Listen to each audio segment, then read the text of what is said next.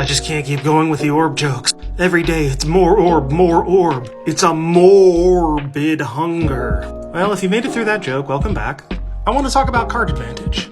Just like tempo, it's a lens to look at the game through. So get all your noob friends that you're trying to indoctrinate into the game and send them over here. The basics of card advantage are more cards wins. If every card was just a 1/1 creature, whoever had the most of them would win, right? That's the basic deal. The core of card advantage is the idea of the 2-for-1. One card that can give you 2 cards worth of advantage. The basic is divination. You draw 2 cards. It's 1 card that becomes 2 for 1. But this also works negatively. If you have a card that removes 2 cards, it's still card advantage. Mind Rot is kind of the opposite. It's 1 card in your hand that eats 2 of their cards. You don't draw any new cards, but you still got a 2-for-1. Card advantage is a wide world, so strap in. But Commanding Presence, you can't leave me, not after all we've built together. I'm sorry, Orborigmos, I have to follow her. She's the orb of my dreams. So we understand the basics of a 2-for-1, talking about cards in hand. What about 2-for-1s that aren't cards in hand? Playing a creature is a 1-for-1. It was a card in your hand, and now it's a card on the board. What about a spell that makes 2 creatures, 2 permanents? It was 1 card in your hand, now it's 2 on the board. It's a 2-for-1. Or a 3-for-1. Or as much as you can pay for 1. And again, this all works in reverse. So instead of summoning creatures, let's look at removal. Doomblade is a 1-for-1. It was 1 card in your hand, and then it removed 1 card on your opponent's board. But removal can also be a 2-for-1. Or a 3-for-1. Or an all-for-1. But hey, wait, there we go. An all-for-1. Board wipes have the potential to be massive swings in card advantage. We're barely scratching the surface. What? Yeah, no, I just have to ponder this orb. Sorry about that, but who among us hasn't been mesmerized by an orb here and there? Here's a riddle for you. When is a card not a card? When it's useless. If you're facing down a board of attackers and all you have is a handful of lands, you might as well not have any cards at all. You basically have no cards in hand at that point. In that case, looting effects like looting and rummaging let you discard useless cards to possibly draw a useful one. You haven't changed the literal number of cards in your hand, but you've gone from having 0 plays to possibly 1. That's card draw. You see, card advantage isn't just about the literal pieces of cardboard you've got.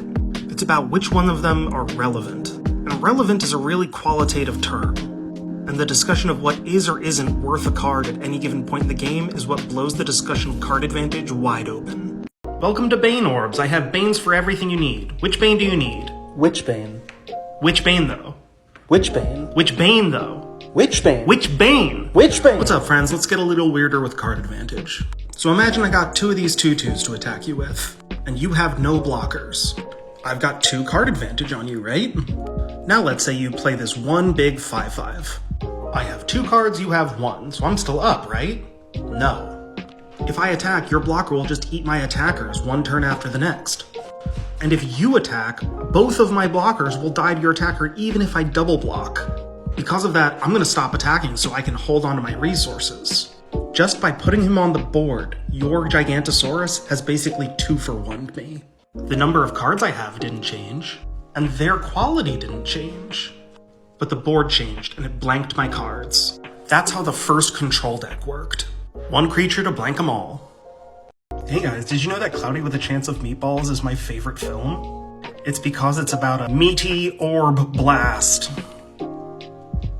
Okay, if you unfollow or block me after that, I understand. Let's talk about card advantage again. The common wisdom is that control decks use card advantage to win. But aggro decks do too. When a control deck 2-for-1s you on removal, they've gotten card advantage. But when an aggro deck beats you and you've still got 4 or 5 cards in your hand, they've gotten card advantage on you right there. The control deck wisdom is all the great cards in your deck don't matter at all if I counter them or you never draw them. The aggro deck wisdom is all of your draw spells and counter magic don't matter if you're dead. This dynamic is way more clear in 2-person magic. In 4-player Magic, being a rushdown deck like an aggro deck can get you punished. In 2-person Magic, it can get you a handy win. Let's keep talking about card advantage on board in permanence. So let's say we've both got a 1/1. You've got 1 and I've got 1, but mine is the big dog, reassembling skeleton. Let's say you attack and I block with my skeleton. They're both 1/1s and they both die. 1 for 1, right? Neutral on card advantage. But at the end of the turn, I tap 2 and I return Reassembling Skeleton to the battlefield. You're down 1 card now. Recursion got me card advantage. If your cards can trade 1 for 1 somehow, but then you can recur them, you get card advantage. This works for a slew of mechanics. Retrace cards are basically 2 spells in 1. Cycling cards let you loot themselves. Flashback is usually cleaner card advantage than Retrace. And most sets these days have a little black or white nerd that replace themselves when they die. Symmetrical trades aren't symmetrical if you have Recursion. Alright, so now we know how to grind with the graveyard. Now do we know how to pop with it? Everyone knows that blue has a lot of card draw, but it also has a maximum hand size. But there is a place that has no maximum, the graveyard. Some graveyard cards aren't just Recursion, they're straight up casting things from the graveyard. Think Snapcaster Mage, or things like Late to Dinner. They let you choose anything in the yard and just cast it. But isn't this a whole lot more steps and more expensive? Not always. How much does it cost to draw a card? Well, Divination, the basic rate, 3 mana for 2 cards. And while I get this root canal, check out Thought Scour. 2 cards in the graveyard and 1 more card in hand, and it only costs 1 blue. If the graveyard is just as castable as my hand, this is basically drawing 3 cards for 1 blue mana. That's 6 times as efficient as Divination. Make no mistake, there are ways for other people to target your graveyard too, but it's a lot harder for them to target your graveyard than your hand. Alright, you guys are doing great with the card advantage. Now let's have a thought experiment. You and me are playing a game. You've got 2 cards in hand and I've only got 1. Good for you, you're up on card advantage. But not just that, each one of your cards says, create 10 tokens. Now it's like you've got 20 cards if you can play them, against my 1. Wow. But what if my card says, players may not create tokens? It's not just that I blanked the 2 cards in your hand, it's almost like I blanked the 20 cards you could have had. I have a lot of card advantage in my 1 card. Now let's do it again, but with card draw. You've got 3 cards in hand this time. Each one says, draw 3 cards. I've only got 1 card in hand, so it's like you've got 9 to my 1, right? My card is Spirit of the Labyrinth, though. It completely blanks all 3 of your cards. I've gotten mad card advantage on you.